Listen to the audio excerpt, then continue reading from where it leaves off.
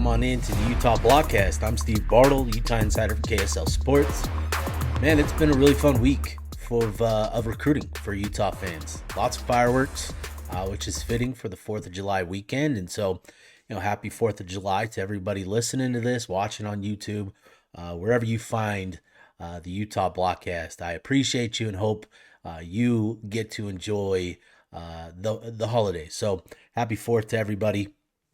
And, obviously quick shout out to Joey Chestnut, the most dominant athlete of our lifetime. 71 dogs in 10 minutes, just an absolute animal. I hope one day to be as efficient at anything as Joey Chestnut is at Down and Dogs. So shout out to the legend real quick, obviously recording this on Friday morning. But yeah, wanted to put together a quick episode. I actually, on this episode, I spoke yesterday with LaMarcus Bell, had a fun conversation with him, and so that is the headliner of the episode. But I'm going to talk a lot about Utah's recruiting this week and the impact of what they've accomplished on the trail this week with 3 additions, and so talk a lot about that. But also, Alex Jensen and the Running Utes picked up a pretty important commitment for a lot of fans, at least for a lot of concerns amongst the fan base with the roster construction and its makeup, and so they picked up a valuable one there as well. But like I said, this episode going to focus a lot on Utah football recruiting and my interview with LaMarcus Bell. Like I said, we talked for about 20 minutes and just had a fun conversation. I think you guys are really going to enjoy listening to LaMarcus. So. But first, let's dive into, obviously, the recruiting news. And it was a really productive week for Utah as they secured 3 of their top targets this cycle. On Tuesday, 4-star offensive tackle Kelvin Obott announced his commitment to the Utes.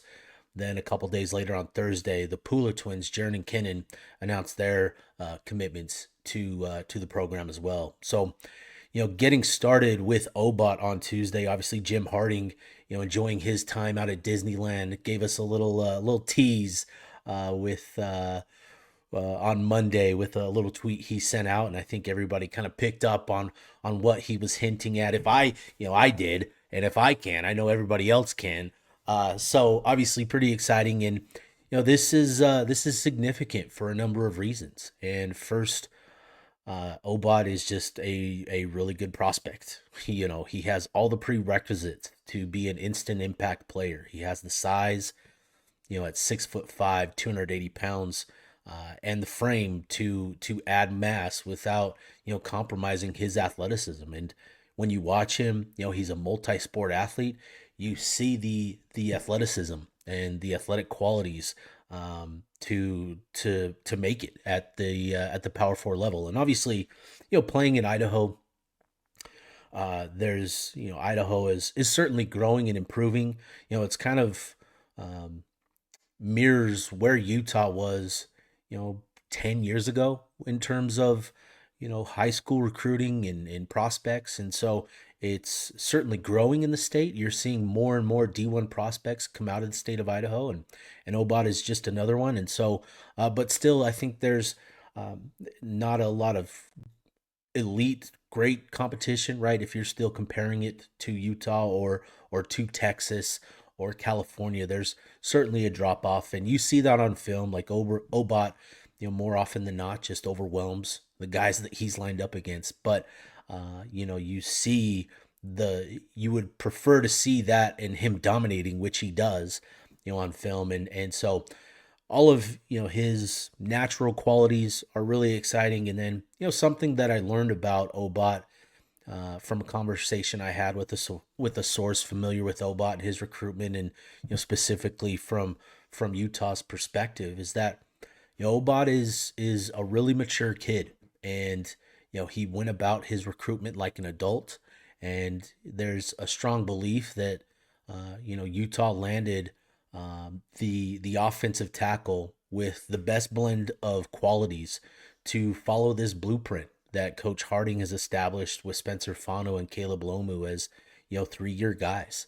And it's that maturity, it's that adult-like approach to his recruitment where he's genuinely assessing things, and it's sort of reminiscent to guys like Jalen Johnson and Clark Phillips, and even he didn't work out, but Ethan Calvert, right? These are highly touted prospects who have a number of really strong programs involved in his recruitment. But when you actually break it down and you look at what Utah is about, that is a big reason why those guys committed to Utah. And Obot sees that in Utah. He sees the development of Fano and Lomu. He sees the opportunity, obviously, with them potentially moving on to the NFL next year, and just felt that this was the best opportunity for him to obviously get on the field and follow that path. And so, for Coach Harding, this is another big win for him, and his recruiting resume is really turning into something impressive when you look at what he's done over the last few years with the guys that he's brought in and developed over time. To add another one where you've beat out Michigan, Oregon, and Nebraska, that's really exciting. So Obot obviously joined the class, and he's currently the highest rated prospect in the class, and certainly provides the ceiling right now, and I think there's potential for that ceiling to rise here, which I'll talk about here in just a little bit. But then, on Thursday, to follow up Obot's commitment, the highly anticipated, what turned into the really highly anticipated announcement of the Pula Twins, their commitment finally hit the social feeds as everybody was waiting with great anticipation for that announcement. Really exciting for Utah. Again, this is another valuable win for the Utes on the recruiting trail, essentially flipping them from UCLA and adding 2 top 10 in-state prospects to the class. And you look at what Utah's done now. You've added Isa Gallier and now the Pula Twins. You've got those 3, and so you're feeling much better about Utah's in-state presence on the recruiting trail with those 3. And, with the Pula Twins in particular, I think Coach Mike Simon deserves a ton of credit here for being just a consistent presence in their recruitment. I think Simon has really brought a positive vibe to that role and to that room, that receiver room, and to Utah's recruiting efforts. Landing the Twins is a valuable resume builder for him. And I think it's just another encouraging sign of his potential in that role for Utah. So with the Twins in particular, speaking of their games and all of that and their qualities, there's a lot to get really excited about with these two. The Twins are really promising athletes. They're 6'2", 6'3", 190-pound type of long, lanky athletes that probably clocking 4.4, 4.5, in the 40-yard dash. So you like that. You like the strides. You like the game. When you pop on the film and you watch these guys, on the field, you see the ball skills. You see the movement. I think, getting a little tougher and adding a little more physicality. These guys are big receivers, and I think adding a little physicality specifically at the line of scrimmage. These guys, if they can add that to how they play, I think they'll raise their profile even higher. And so I think that's going to be the big key for them is playing with a little more physicality on the outside. But these are prototypical outside vertical threat type of receivers. So, really exciting addition for Utah, and adding those two. With Jaron in particular, I think he's kind of viewed as the better wide receiver prospect. That's not to say that Kennan is bad, but just that Jaron has really honed in and has shown some really promising ball skills, some really elite ball skills, where if you throw it up and it's in a contested situation, he can make, the tough catch. He can make the acrobatic catch. He has those elite ball skills that are shades of a Puka Nacua. And I'm not trying to put him in that category just yet, because Puka was truly incredible. But I think you see those flashes, those moments, and I think that's really exciting. And with Kennan, you see two-way potential for him, where he could potentially play safety He's played in the OT7 circuit, with Gallier and his brother and Celeste Moa. And Kennan is, more often than not dominating on the defensive side of the ball, where he's coming away with, multiple interceptions per outing. And I think there's a lot of excitement there. But these two are coming to Utah to play receiver, and you really like what you add in those two because, all the talk, and they're not going to join the team this year, but Kyle Whittingham talked about needing outside receivers, in spring ball, throughout spring ball, and these are guys that fit that role, guys that fit that vertical threat. And so Jason Beck, Micah Simon, adding two players that really fit that role is really encouraging and exciting, in their first year with the program. So, looking at the impact of their commitments, it was pretty significant. Utah jumped 25 spots in 24/7 Sports team rankings. They started this week ranked as the 69th best class in the country and jumped all the way to 44th following the commitment of the Pula Twins, which is a pretty significant jump for only three prospects. So, and if you watched or listened to the last episode, I talked about 24/7 Sports team rankings and talked about how these potential additions would significantly boost Utah's class ranking.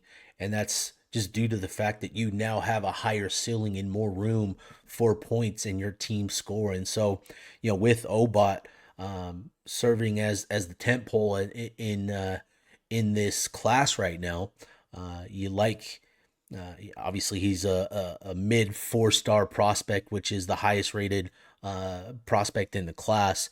Utah has the potential to raise the ceiling even higher in the class with how things are trending for Utah and the number one prospect in the state of Utah, Celeste Moa.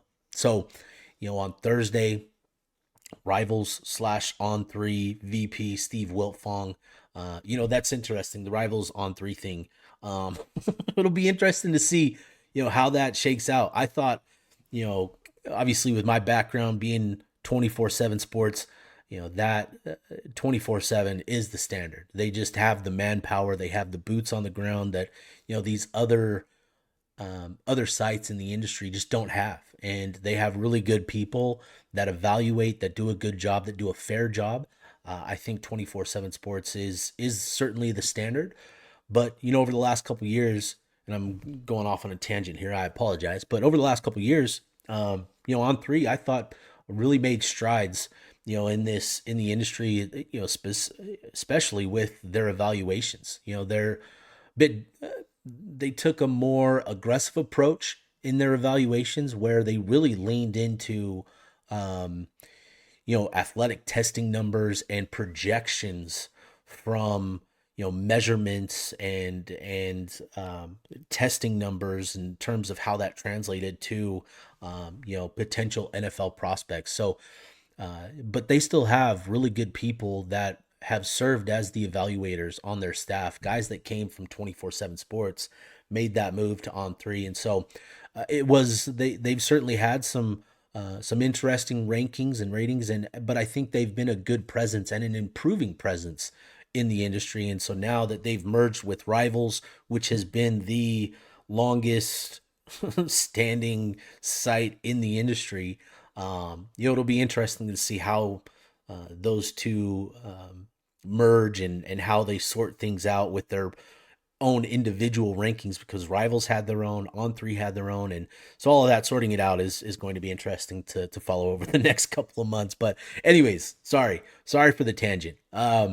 But again, so Steve Wiltfong dropped the Fong bomb on Thursday, putting in a Utah prediction for Celeste Moa. This comes after 24/7 Sports, Blair Angulo, who's been all over Moa's recruitment and been pretty clued in on what's going on with Celeste. He shared that this is really a 2-team race, and it's believed that was Utah and Tennessee. So Utah's closing in on a commitment from Moa, which again would be pretty significant addition for a number of reasons. Most importantly, that Moa is just a damn good football player. So So we'll continue to follow that, but very encouraging signs. And Utah's been in a really good spot with him, and to now see it, after the month of visits, that they've emerged as the favorite to land his pledge is really exciting. But at the same time, I think it's important to remind everybody that you don't win anything in the month of July for your recruiting efforts. There's no awards, there's no trophies or anything like that. I think everybody gets that. I think everybody understands that. But just there's still a long ways to go between now and December. So, but at the same time, I do think that this is. I think fans should feel really encouraged about what they've seen this month from Utah on the recruiting trail with the work that they've done. I think it's a really good indication of where the program is at, where the vibes are at, with the coaching staff, with the players. I think all of those things are really encouraging and indicative of just kind of where the program is at. So, long ways of saying, be excited for what Utah's accomplished, but also understand that there's still a long ways to go, and that's a double-edged sword, right? Where now you have to play defense and keeping everybody in your class, and Utah showed last year that they're able to do that with keeping their guys committed despite their struggles. And I think Utah getting into the season and having a good year will go a long way for them, where it potentially opens up some possibilities of flipping players down the road, and so really exciting time. So really exciting time for Utah fans. A lot of hard work for Utah, and seeing the fruits of those labors bear out, and so just a lot of good work for Utah being done on the recruiting trail. And now to basketball. Alex Jensen's running Utes picked up a commitment from Northwest Florida State junior college big man Joshua Hayes. He's a 6'10", 220-pound center slash forward who averaged 10 points, 5 rebounds this past season in 21 minutes of run. Hayes actually started his career at Appalachian State, where he played the 2023-24 season. So, Hayes told me that he'll be here early next week, Monday or Tuesday, one of those 2 days, and he'll come here with 2 seasons of eligibility remaining as well. Coach Chills led the efforts in recruiting Hayes to Utah, and his addition is a valuable one within the context of this being obviously the 14th player on the roster. But I think obviously with the size that he brings and the length that he brings to improve the depth in the front court and that center spot specifically, I think eases a lot of concerns for Utah fans. At the same time, I don't know that Hayes is ready to play a lot of minutes, especially in the Big 12. I do think there's a lot of encouraging signs and indications that he's got some talent, he's got some feel, he's got good touch around the rim.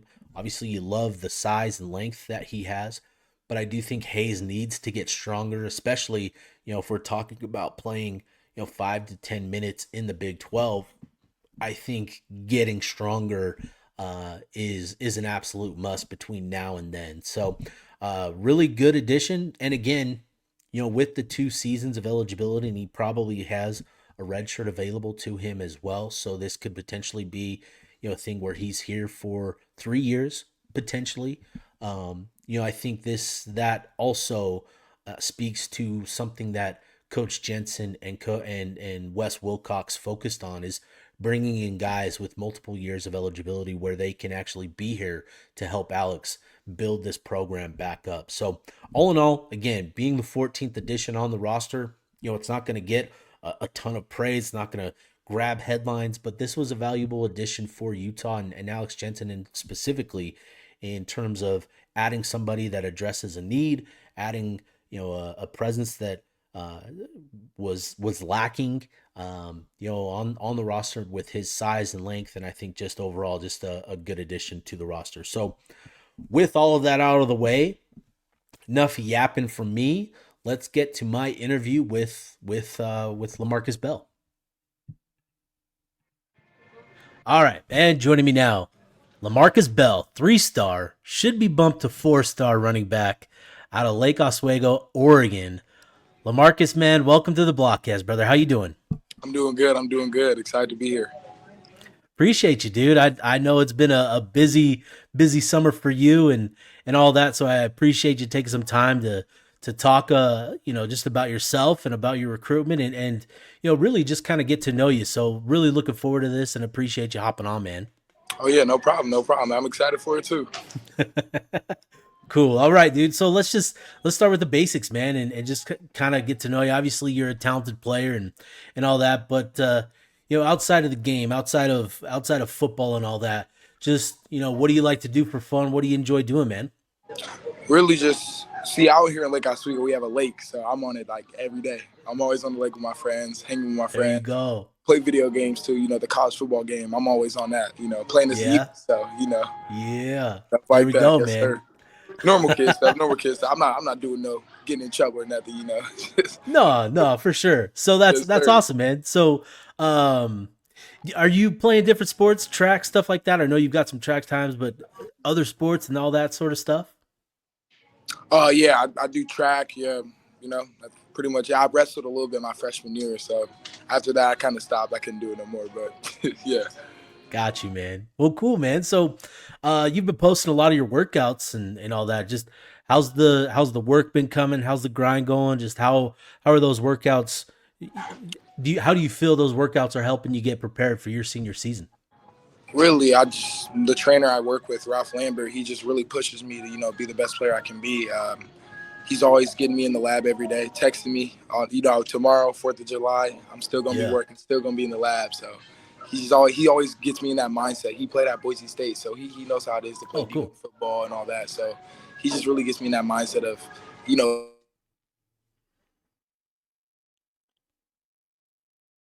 work even after high school football season, my college. Love that, dude. That's great. And like that's gonna get you set up for success as you get into the college level and you get into those workouts, like having somebody that's been through it knows like how Yes, sir. much work it actually takes. Like that'll get you a step ahead. So that's awesome, man. You had a pretty big junior season, 2,000 yards, 166 carries. Those are some big boy numbers, man. Those that's some work. What was that like getting that workload and being as productive as you were for your squad? I mean, it was just all the trust that coaches put in me. They always said I could be a good player since my freshman year. Since I got there, they've always said they see me doing big things for them. So just to have that amazing junior season, because they say that season is the best, the Yeah. most important. So having that good junior season just helped me, get to where I want to be now. So it was a really great season. Came short in the championship, but we're gonna get it this year. It happens. We I just, was we just just gonna gonna get our ask, get yeah. back. Yep, yep. Love that, dude. Well, that's cool, man. And like you said, the junior season is kind of the big year for a lot of prospects. And so, obviously, getting ready for your senior season, you just had a busy month, on the recruiting trail and all that sort of stuff. And yeah, obviously, you've got your commitment in place and all that.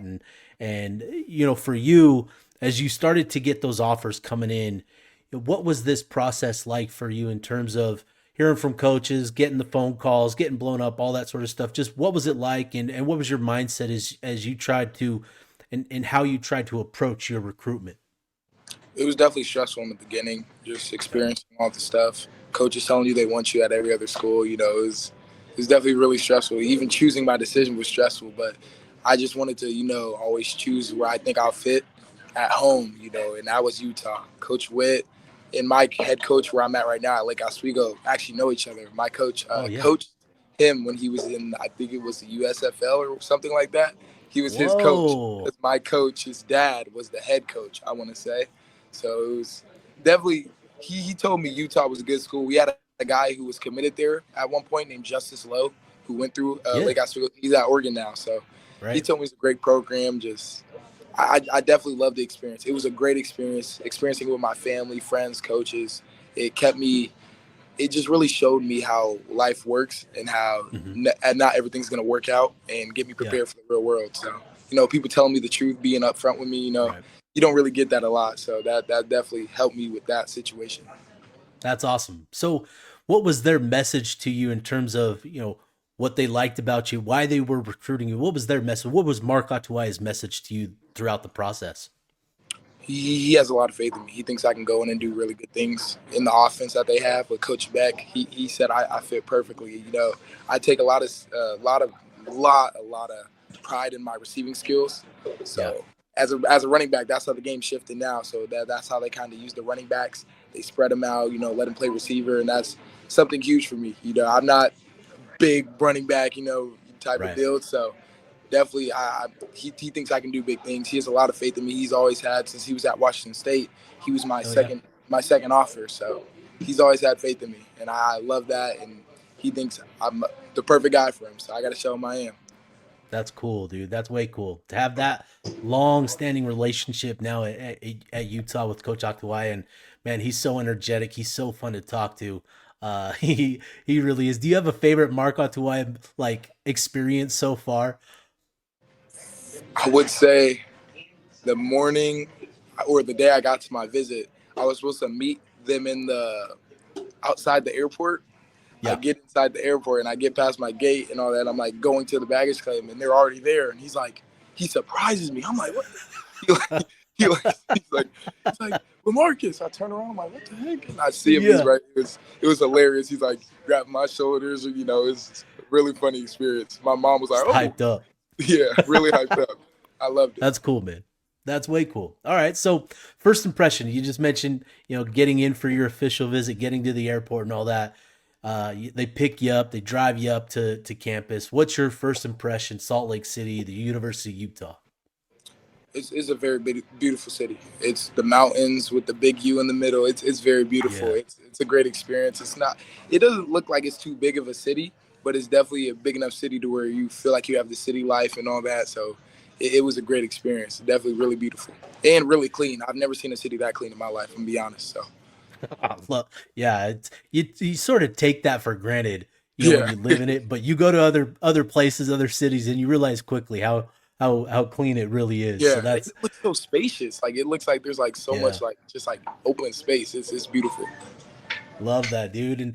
And so obviously first impression, but what was your favorite experience, favorite memory from your official visit? I know they do a lot with you and provide you a couple different experiences on your trip, but what was your favorite experience on your official visit? I would say definitely meeting the whole staff. I kind of met them before on a Hmm. FaceTime call, but definitely meeting them, just feeling the love and feeling, all the things they've said to me to come true. Like they actually care. Like some staff will kind of tell you they care, and then you kind of get there and it's like, I don't know. But Yeah. they really showed me true love, and I enjoyed that the most, especially after I committed. I didn't know they would. I committed, and then I get downstairs and they're just all there, and I'm like, oh, what the heck? It like surprised me. I was Yeah. like, yeah, this is definitely where I want to be. This is home. They care a lot for their players in general. Just seeing that too, see how much they care for their players and how they want their players to be developed and be really good people, not just players. So I Mhm. definitely love that aspect of it. Awesome, man. And obviously player development is like you said, it's big, it's everything. Like they Coach Whittingham, Coach Scally, they talk about, this is a player development program and you see it, right?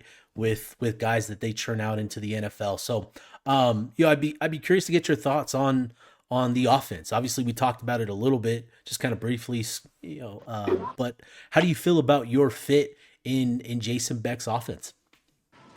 Like I said earlier, I mean, I take a lot of pride in my running back receiving skills. So that offense is going to be amazing. I'm really excited for it. We kind of try to do that at my high school now with running Uh-huh. backs. So I feel like it's almost a perfect fit, just what I've done in the past. So Yeah. I'm really excited for it. The quarterback I have with me, Michael Johnson, that he's gonna be really good with it too. So I'm excited. That's cool. And so is there like a running back that you sort of model your game after, somebody that you enjoy watching or somebody that maybe you find yourself watching more film on because that's sort of the running back like you want to be or need to be? Is there somebody that you watch in that sense? I would say definitely Christian McCaffrey. He's a Okay. receiving Yeah. running back. He's a good one to He's watch. everything. He can do everything. Yeah. So definitely, I definitely try to model my game after him. He's a really good player, really good person in general too. So I met him one time, so it was a great experience meeting him, seeing my role model. So most definitely. That's awesome. That's way cool. I'll tell you, so a player that you remind me of in watching your film, and we'll pull up some clips here in just a sec. But it's pretty easy because he just played there last year, finished up his career. Mekhi Bernard.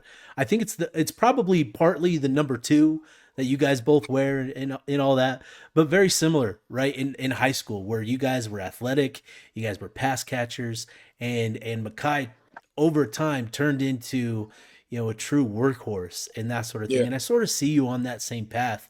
Is that a goal of yours to be a complete, well-rounded back capable of handling a big workload? Oh yeah, that's definitely the goal. Always the goal. I want to be a back you can rely on all 3 downs, all 4 downs, however long you need me in the game. I always want to be in the game, put in the work, helping the team get better, blocking for my quarterback, everything. So Yeah. most That's definitely. awesome, man. That's cool. All right, dude. And then one last thing. I've got to ask this. Somebody asked me to ask this. So you committed and you've kind of been playing a little recruiter. I know that you've been talking with Jaron Kennan Pula and all that. Just how much were you talking with them and in their ear about coming to Utah? Every day. Yeah. Every day. Every day. As soon as I saw they decommitted, or they kind of told me what was going on. They were kind of thinking about where they wanted to go. So then once they decommitted, I was on it. Every day I was calling them, texting them, like, y'all know where home is. Y'all know where to go. Stay home. Come be a U, all that. So once I saw that crystal ball, I was like, yep, I know we got him. Yeah. Yes, sir. Yeah. And then to see it today, they committed earlier today. Just how fired up were you to see that? And did you send them a text or anything like that afterwards? Oh, they told me they committed before they even announced it. So I was already on it. I was like, yeah, You I knew. love it. I Yep. love it. I was excited, ecstatic, really ecstatic. That's awesome, man. All right, dude. Let's get some of these clips here. Oh, yep. Um, this is one. So I want to watch this play in particular because I wish we had the end zone view because I think these cuts that you make are just it's wild. Like you don't really get to appreciate it, but as you're going through this play, right? What are you seeing? You take the handoff and boom, you've got guys in the backfield. But just what are you looking for? What are you keying on? What's your reaction as you take the handoff here?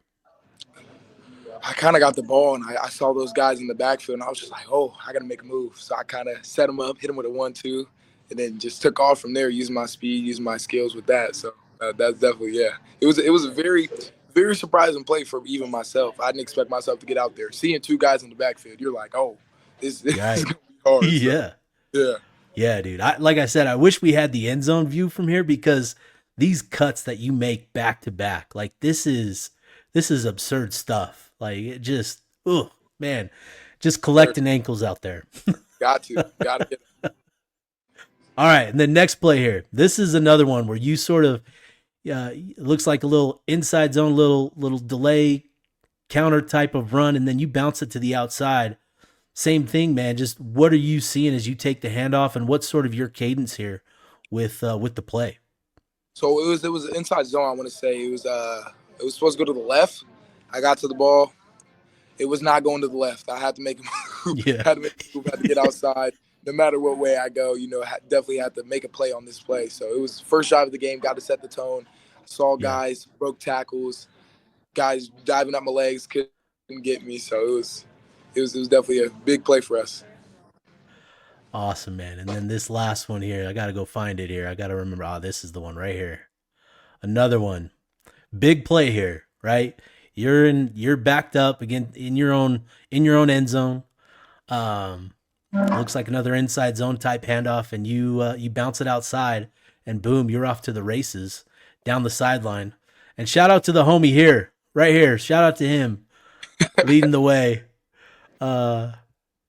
Just what's your goal as you get to the outside here and you see the daylight and all that? Just what are you thinking as you see the open field?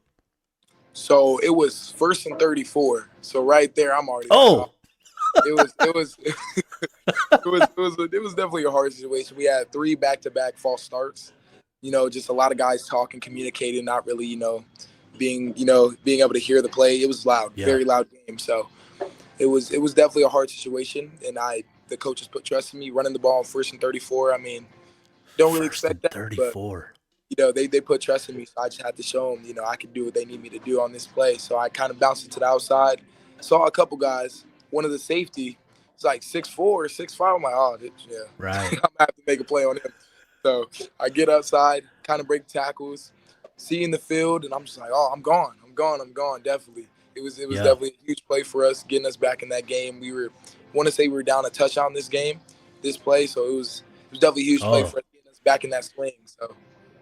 yeah. That definitely probably swung the momentum back in your favor, huh? Yeah, they were getting hyped. They got three full starts. They were like, oh, the crowd's getting hyped. They're like, oh, we're about to stuff them, and I just had to show them I can do what I can do. Love it, dude. That's awesome. Well, like I said, just wanted to walk through a couple plays there, just to kind of highlight the skill set, highlight the ability there, and appreciate you walking me through that. And dude, like I said, appreciate you hopping on. This has been great. This has been a lot of fun. Last question here for you: what's going to be, as we get into July, in terms of what you want to accomplish as a football player, what you want to accomplish as a commit in Utah's class, in terms of recruiting other guys, that sort of thing. Just what is your mindset as you enter in your senior season and get closer to, signing with Utah in December and all that sort of stuff? Just what's your focus and what are you working on? Really, just getting better. Definitely getting better, getting the team better, getting the class better. Like you said earlier, recruiting them guys, getting all the guys we need. You don't sign until December, so Right. as long as I can get on those guys, get the guys we need. Just getting the class better. That's my main goal. I'm not really a selfish person. I want to get better myself, but I also want to see the team get better. Go to the Natty. So that's definitely my Yeah. goal. So, and win a state championship. With my team this Yeah. year in high school. So getting the team better is Awesome, definitely dude. always the goal. Awesome, dude. That's great. Appreciate that. And we'll have you on again. We'll have you on the Blockcast again down the road. We'll catch up mid-season, see how things are Sure. going for you and all that. But LaMarcus, man, appreciate you hopping on. This has been great to get to know you, to chop it up a little bit and just man, excited for you. I know Utah fans are excited for you and fired up about you, man. Oh yeah, I appreciate it. I love Utah, love the fans, and it's go Utes.